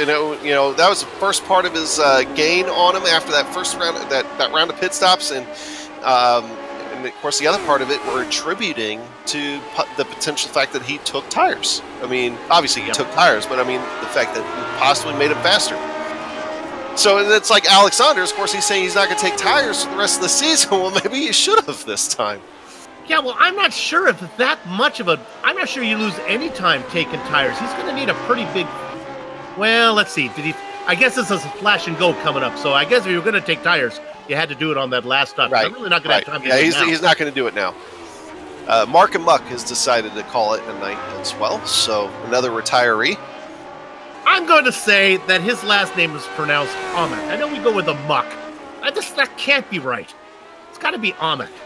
Oh, okay, well, there's Adam Blocker. Woo! Scared me. For a second, I thought he blew the braking point. No, he's coming down pit road. He's coming down pit road now. See, well, we talked about it in the pre-race show. I think he did that. That was a total strategy move. He didn't want to let on to Alex that he was getting ready to come down pit road right now. We're going to see what kind of racetrack Adam Blocker is going to come out with here. If he has a clean racetrack. You're right, Adam. It's really not going to. I don't think it's going to depend so much on pit stop time as it's going to be just the luck of the traffic in front of him. Saunders right now has clear track. And that pit road speed of 37 miles per hour just has to feel like an eternity for Adam Blocker as he's coming out now. But it's going to feel like an eternity for Alex Saunders now. Oh! George and Zolder was going to be right in front of Blocker, but George was kind enough to spin out of the way. We don't recommend that at the Backmarker United meeting as a technique to get out of the way of the car, but it works. Now Alex Saunders just ran his fastest lap of the day that last time by 1:19.9. They're dipping down to the 19s. Light fuel. Cars are going to be really fast right now, and the leader's in. Oh, he couldn't afford to stay out.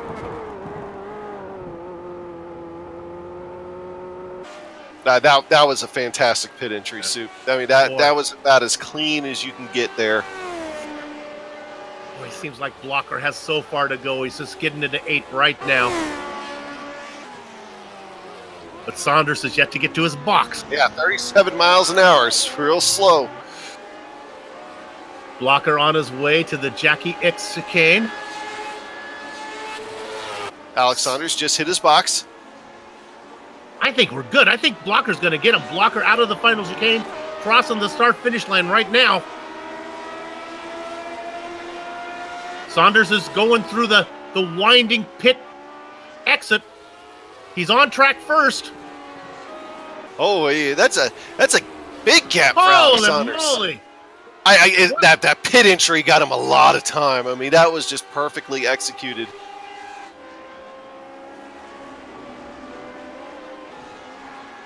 That gap is now extended to almost 3 seconds even. Can Adam Blocker use what time is left to shave any time off of that lead? Saunders was a second faster in his box, just what we expected. We thought that Blocker may be short-filled, and Saunders says, pay me now, pay me later type thing. Rumpelstiltskin coming for the baby. Saunders was able to have a shorter stop and that great pit entry. That's what does it. But the tires are old, and he's got 8 more laps.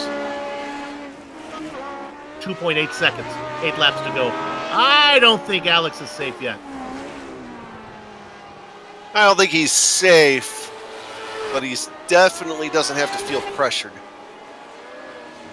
Well, I'd like to say usually when the front guys come in, that the next guy who hasn't pitted inherits the lead. That's not the case for Justin Weaver. He's still in third. And he hasn't made his last pit stop yet. But you are now only 18 seconds back, Justin. Well, I mean, positives, right? Moby Dickey's car is going to win best in class. He's a best of the rest. How about James Brandt? A little love for him in fourth, since we don't have a battle up front. Oh, here comes James right now. Going to make a stop.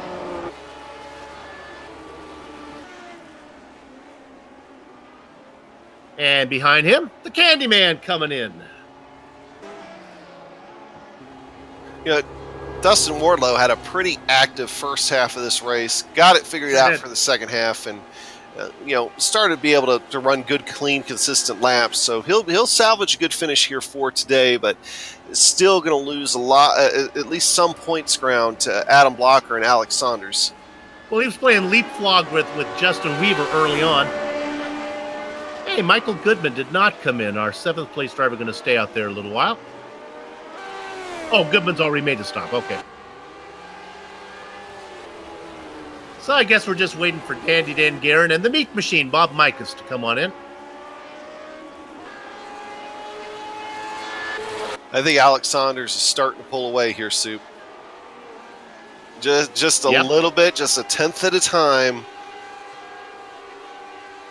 6 laps to go here at Circuit Zolder. And Alex Saunders has just dominated the day. He had just a fantastic start of this race, able to get a great jump on the field, and has just been able to ride that wave the entire way. And as long as things can go his way here the rest of the race, I don't think Adam Blocker is going to have enough time to be able to catch him.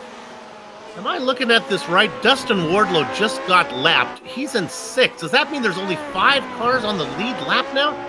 With Michael Goodman? Yeah, there's only 5 cars on the lead lap. Oh my goodness, and Michael Goodman just has Mark Cohn as a buffer, and then Saunders is going to get there too.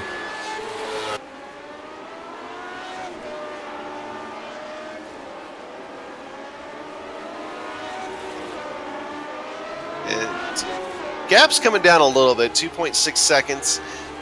I don't think I think it's not enough. Oh, ye of little faith. Page 17 on the GSRC's commentator handbook. Don't kill the drama. Adam Blocker's coming, baby. Honestly, I think he might be coming. Saunders just got around Mark Cohn. Right on board with Adam. This is we talked about Dougie Beard's camera shots and everything else. This is one of my favorite on this car. Right off the side of that end plate on the rear wing. It's always just a great view looking down the side of this classic Lotus 79. If you haven't driven this Lotus 79 before, I'm hoping that this race today inspires you to do it, because it is an awesome feeling car to drive. Yeah. Nothing but just raw horsepower. One of the first generations, actually the second generation, I think, a Lotus that had ground effects. So it just sucks to the ground. It's fantastic to drive. One thing I noticed on that onboard camera shot was how stylish Adam Blocker is. His gloves match the paint scheme perfectly. A beautiful blue car with blue gloves, blue helmet. Not Mr. Blackwell, but that's a good look. Is it Mr. Blackwell? Random thoughts from the mind of Soup. Come on. I'm looking we just need to make a segment of that and just incorporated it into the show. I can tell you more about the chestnuts that we can even make a little jingle to go along with it, little guitar or something like that. That way it's random thoughts from Soup. I know the bosses have got to be rethinking putting me on our debut here with the iRacing Esports Network. Oh no! Let's go to, this is Johnson, and I have something to look at. It's Johnson and Cohn is what it is. Back this all the way up to the chicane. Cohn gets loose, then he recovers, but it doesn't stop here. Boom. I think the car was damaged and he just didn't know it. Okay, now watch what happens. There it is. See, and that right there is, I brought it up right at the beginning of the broadcast. That little crest on that hill. Greg, granted, his car was already a little bit upset coming out of that chicane, but that crest of that hill, I saw it break a few people loose, and a little bit Mark Cohn there. All right, well, Michael Goodman, while that was going on, was quickly lapped. Watching Mark Cohn go through another trip through the gravel here. Now, James Brandt, I don't think you're safe either with 3 laps to go. There's Saunders. You can look up ahead. There's Brandt. Is he going to get there? I think he might. I think, yeah, James Brandt's going to go a lap down before the end of this thing. But don't look now. That gap now, another 3/10 off that gap. Soup, he's got to have some bigger gains than that, I think. I really do. But we also know that Adam Blocker's great through the chicanes, and James Brandt very well could be the stakeholder in all this. I mean, he's obviously going to let Alex Saunders by. He's not going to try to impede the leader at all. But it could also be all about where Alex Saunders catches James Brandt. I mean, maybe he doesn't catch him in a spot able to let him in. Yeah, Adam Blocker getting a little bit loose. He's pushing that car. You just refuse to stick to what page 17 tells you, don't you? You're just going to... Well, I'm a realist. Okay. Yeah, I take page 17 out. Yeah, I'm on you. I don't think Blocker has enough here. We're running out of time. The real question is, will James Brandt be able to stay on the lead lap? Yeah, well, I don't think James Brandt's going to stay on the lead lap. I think it's going to be a question of where Alex Saunders catches him, and if Adam Blocker's going to be able to gain any time like that. Because actually, that time at the line, Adam Blocker lost a little bit of ground to Alex Saunders. And, of course, that could also be because, well, we saw him break loose there just a little bit ago. And, Adam Blocker's really pushing that car. It's entirely possible, Soup, with as tight as this championship battle is, these little 1-2 finishes these guys have been having, that could be the difference in the championship at the end of the day. When, when we get to Auto Club Speedway at the end of November, it very well could be a position that decides this thing. And correct me if I'm wrong, I think Auto Club is going to be another double points event. So I'll have to go look. I'll have to go look at that for sure. But I think it's going to be another double points event, which could change the scheme entirely. Here's the remaining schedule as Alex Saunders coming to the white flag here in just a moment. The remaining schedule, we're going to Iowa next week, in fact, and then the week after that, we'll go to Gateway, take a week off. We go to we're going to Circuit Gilles Villeneuve, the other Canadian track. And then after that, November 1st, we go to Road America. And then we take a couple more weeks off. And then for the final race of the season, go to Auto Club Speedway. So we've got, looks like 3 ovals and 2 road courses to go after Zolder here today. So still a very diverse part of the schedule left. And Saunders does indeed get Brandt, so... Now there's only 3 cars left on the lead lap here, so this is the final lap. Yeah, I believe Auto Club is a double points race. It's also a potluck. Everybody has to bring a side dish. Well, I don't even know what I'd bring to that. Read the rules, baby. Wait, which page is that on? It's in there somewhere. Hey, look at our leader going around. He's got just one more right-hander than the chicane. He's one more right-hander. Well, true right-hander, and then we got the chicane. Well. Kind of a little bit of a left-right here. And coming up on Jackie Hicks. And we're going to put a big old stamp here on Circuit Zolder, as with the exception of pit stops, actually I think even during pit stops, leading flag to flag almost, Alex Saunders bringing it home in that purple and black Nighthawk machine. He's going to bring the win home here today for Circuit Zolder. Behind him, Adam Blocker. And then we've got to wait a full minute for Justin Weaver to come around, but he's going to round out the podium here for today pretty convincingly, as only 3 cars are going to finish on the lead lap of this race. Soup, just a dominating effort from Alex Saunders. And then Adam Blocker doing his best to hang on, and actually was able to there in the later stages of the race. So good show here today from these Lionheart Retro guys. So we'll go ahead. We're going to come back here in just a moment. We'll put the finishing stamp on everything, and we'll talk to the podium here in just a few minutes.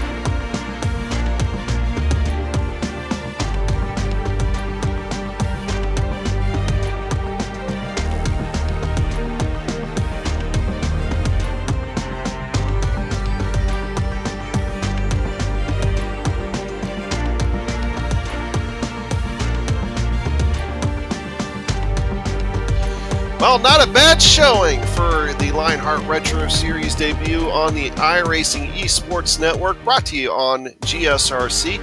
And of course, welcome back to Circuit Zolder in the Plasma Tracks Victory Lane post-race show. If you're struggling to find something for the person who has everything, do I have the website for you? Plasma-tracks.com not only produces original racetrack wall art, motorsports trophies, home decor, and motorsport fabrication are also available. Words cannot do justice to the uniqueness of their wares. The only way to fully appreciate their artwork is to see it for yourself, but be warned, one visit, and the next thing you know, you'll be trying to convince your spouse why you need a plasma track wall art hanging in your home. All right, Alex Saunders. We've said it several times here this season, but he is coming home in P1 for today with just a dominating showing out there. Adam Blocker bringing it home in second. He tried his best to make a race out of it, at one point closing down to only a couple tenths of a second, but that last round of pit stops cost him a lot of time. Justin Weaver coming back in the podium spot, but almost a minute and 10 seconds down, and those were the only 3 cars that finished on the lead lap. Everybody else 1 lap or more down. James Brandt coming home in 4th position.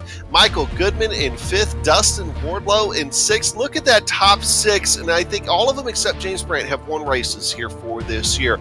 Travis Jagerliner in 7th. Greg West in 8th, and hey, I predicted a top 10 after that first round of pit stops for Samuel Raymond with the early PL8 reveal. There's his top 10. 9th position, Chris Lanini coming home in 10th. Behind him, Dan Guerin and Bob Mankus go 11th and 12th. In the Baker's dozen spot, it is Brian Beard. Bart Workman goes 14th, just ahead of Scott Johnson. Chris Walker is all ribbons and curls in his Sweet 16th position. George Anzaldo in 17th, 18th, 19th, and 20th. Mark Cohn, I was impressed by what he was doing. He was good at getting out of the way, but that's a talent as well. James Kerhula, things went south for him. He's 14 laps down in 19th position. And in 20th, it is Mark Amick. And rounding out the field, we really have to bring him in here one time and ask him. Definitely. We say Amug, we say Amuk. We've changed it up a few times. Cody Winston coming home in 21st. David Altman 22nd. Robert Dudley in 23rd. Robert Dudley had a clean car when he retired, but Cody Winston and David Altman both having issues earlier on in the race. Okay, I believe Soup here is going to catch up with our winner, Alex Saunders, in a dominating performance today. Alex, no tires. I know I shouldn't doubt you. I was a little worried when Adam Blocker was running you down in that second stint, but you had no worries, right? I was actually pretty worried too. Okay, good. He took tires. Did you realize that? No, I had no idea. I just knew he was coming fast. He was coming fast enough that I was hoping he had like short filled to try and split that stint up, but it was just all I could do to hang on. I think I had some damage from the tripping over the lap car early on, because I noticed I was just slow through sector 1, through the fast corners and down the straight. But it worked. I think you're right. My guess is I think Adam did try to short fill there in hopes to get around you in pit lane, so he could at least slow you down a little bit. How do I ask this question? I'll just ask it. How do you like Zolder? How do you like this? Do you like racing this track? I really like driving the track. Right. It goes really well with the 79. I mean, it's a track that these ground effects cars raced on in the day and everything. But man, it's tough racing there, because I'm sure everybody has a story from the race today where they're trying to make a pass and there just isn't a place to do it. And even when you're coming up on lapped cars that you're significantly faster than, like you got to get some help to get by them. I'll get you out on this one. There was a lot of talk about the wind, that the headwind going in corner number 1 and the tailwind down into that first chicane. Did you feel that at all, or not much of an issue? I don't really notice the weather, because we always practice with the same stuff, so I just get used to whatever we've got. So that makes sense. That's what you've been practicing on, so that's how it was. Hey, congratulations on another win. Open up a little more gap to that championship. Good luck.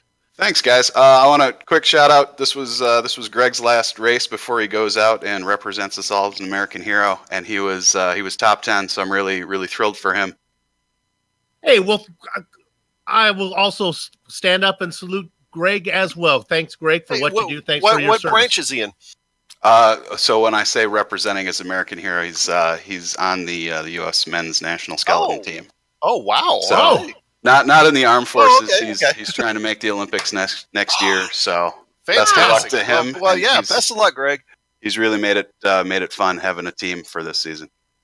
Absolutely. Well, somebody to watch when that time rolls around. Okay, thanks, Alex. Thanks, guys. All right, so that was Alex Saunders, your winner here for today. We're going to grab Adam Blocker, get him in the booth, and Adam, I think the question in all of our mind is the very first pit stop where you were able to gain a lot of ground on Alex Saunders. What was your thought process behind it? Like, why did you take tires? Did you give any consideration to not taking tires? What happened there? So first of all, this is the first race all year where we've had to do 2 stops on the road course instead of 1. So, nobody really knew exactly what the optimal strategy would be, except that you're slow or you're faster on light fuel most of the time. And then you get penalized when you come out of the pits and your tires are like either heat cycled or you have new tires that haven't got up to temp yet. I decided to take tires the first time because I figured that I was adding enough fuel in that it wasn't going to cost me any time, and I hate the first few laps on old tires, so that's the only reason I did it. And I short filled a little bit, not a lot. I don't think that's what made the difference. I mean, I think I took out like a gallon, and so I had to add an extra gallon, I guess, at the end instead of Alex. But I was also able to go an extra lap, so I didn't use quite as much fuel. So I don't know. It was just it was interesting. I think I don't know if he got any damage when he hit the lap car, but I definitely had good pace in the middle, and he had more pace in the first stint. I had more pace in the second stint, and we were about even in the third stint, but I was too far back to do anything. So. Well, you did close it up at least at one point to a couple tenths of a second. Did you figure if you could get around him that you might be able to hold him back on that second pit stop, or did you just figure that you were going to be having to chase him from behind anyway? No, I knew I had to try to get him, partially because, first of all, I kind of messed up with my math. I pitted 1 lap earlier than I needed to, but when I did that hurt me because the pit lane entry is such that you basically completely ignore the braking zone for the final corner. And I actually, when I was entering the pits, I had to hit the brakes a little bit to avoid hitting in the back of him because when I was straight lining the final corner. So that probably cost me like a second. That probably wasn't the difference, but either way, because of that, I wanted to get ahead of him. And obviously, just for track position, it's so hard to pass and everything. But I got within like 0.4 of a second a couple times, but I just never got the run at the right place of the track. And there was one time going into the hairpin at the end of the lap, I thought about it, but in the end, it was just going to have to be too much of a dive to throw it in there. Well, going next week to Iowa. Now, I won't be here, so we won't have a chance at the Adam and Adam show here. But how are you looking for Iowa? Do you think it's going to be? You think it'll be a good race for you? Yeah, I was pretty strong there last year. It was. I remember it being an eventful race last year. A lot of people had troubles. I know I got collected in an incident, but yeah, I'm looking forward to it. I need to make up points on Alex, so definitely going to be going for it. I don't have nearly as much to lose as he does now after my Indy incident, so yeah, I'm just going to go for it the rest of the way and see what happens. All right, well, best of luck to you, Adam, and we'll see you next week. Yeah, see you.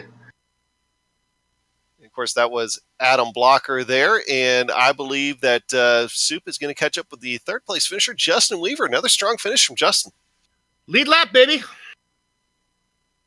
Hey guys, pretty excited to get a top 3 there on a pretty tough little road circuit. So I'm incredibly thrilled. I was able to get a podium finish out of it.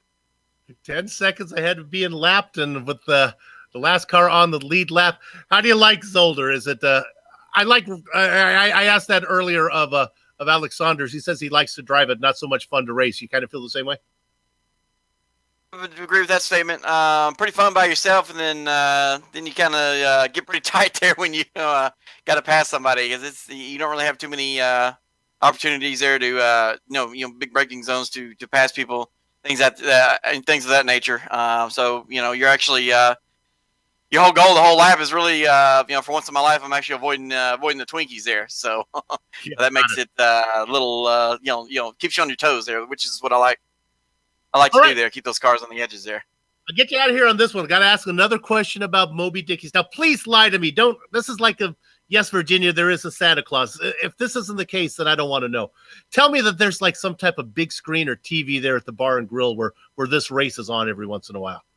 We still, there's a big old screen right there in the middle of the bar. It's a big old 65-inch TV, and we made some setups there to help them stream this race, man. So we get you guys some love, and obviously them boys, them Moby Dicky guys, are giving them some love. So keeping them proud. All right. Like to know when I'm giving a salute to the Moby Dicky guys, there's actually somebody there listening to me. Hey, congratulations on a third place tonight. Appreciate it, guys, and appreciate the guys at Moby Dickies as well for putting their name on the car, and all my teammates at 8 Ball Motorsports. I really appreciate it. You got it. Justin Weaver, third place finish today. Yeah, and Sue, before we close out here, there's one thing I want to mention. We've been talking about the incident race and everything else. Sammy Raymond did pick up 4, and I guess they were all off tracks. Chris Lanini is the only driver that finished with no incidents today, and Michael Goodman only picked up 1. Everybody else, 2 or more. So very tough day at Circuit Zolder, I think mostly from putting wheels off.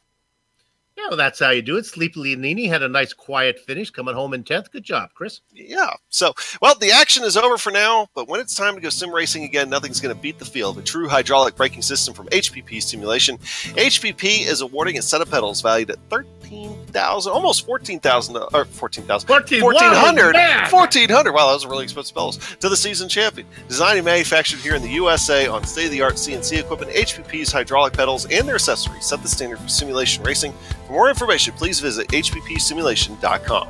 Man, I'm so happy that the plug rotation, I get this one. And they're the guys at Butt Kicker Products that add instant immersion to any game. Unlike a subwoofer that moves air and loses accuracy and force, Butt Kicker Products move actual mass, producing say it with me, haptic immersion. That's powerful and accurate. Butt Kicker Products add that missing driver-to-car connection, bringing more realism and immersion to your session. See all the family of Butt Kicker products at thebuttkicker.com, and get this, use promo code LION20 to get 20% off your order. Well, and also, we want to give thanks to the Sim Pit, an entertainment channel dedicated to sim racing. Its focus is to bring you news, reviews, and information from around the world about sim racing hardware and software. It also focuses on what it takes to be a better sim racer with instructional video and how-tos that will help your performance on the virtual track. Check it out at thesimpit.com and give our buddy Sean Cole a little bit of a shout-out. And to contact any of the sponsors you see on the screen right now, go to LionheartRacingSeries.com, click on 2018 sponsors, read or scroll to the bottom where you can click on the company logo. On the screen now are just some of the company's equipment and software that made this broadcast possible. The iconic original music that lets your ears alert your eyes. You're watching a GSRC production comes courtesy of Erica Coleman and June Lalonde. See the screen for how to contact each of them. The Lionheart Retro Series returns in 1 week, and we're going short track racing, baby, for the American Cancer Society 150 from Iowa Speedway Oval. GSRC and IESN will be there to bring you all the action. We hope you join us. Sliding across your screen right now are just some of the upcoming broadcasts, so check those out and mark them down on your calendar. If you'd like more information about GSRC, including a complete list of future broadcasts, you can find it all at, you know where, GlobalSimRacingChannel.com. We're also on Twitter at GSR Channel and Facebook at Global Sim Racing Channel. If you are not already a GSRC YouTube channel subscriber, you can become one by simply visiting our web channel, our YouTube channel, and hitting the subscribe button. Adam? Yeah, and finally, on behalf of the man whose voice you just heard, Bill Soupzon, our director, Amjad Yaman, and our camera artist, Dougie Beard, I'd like to thank you all for watching. Thanks for joining us here on the iRacing Esports Network. And with that said, we're off to have fun storming the castle because I love stealing Soup's line. So until next time, race clean, race hard, and we'll see you on the track.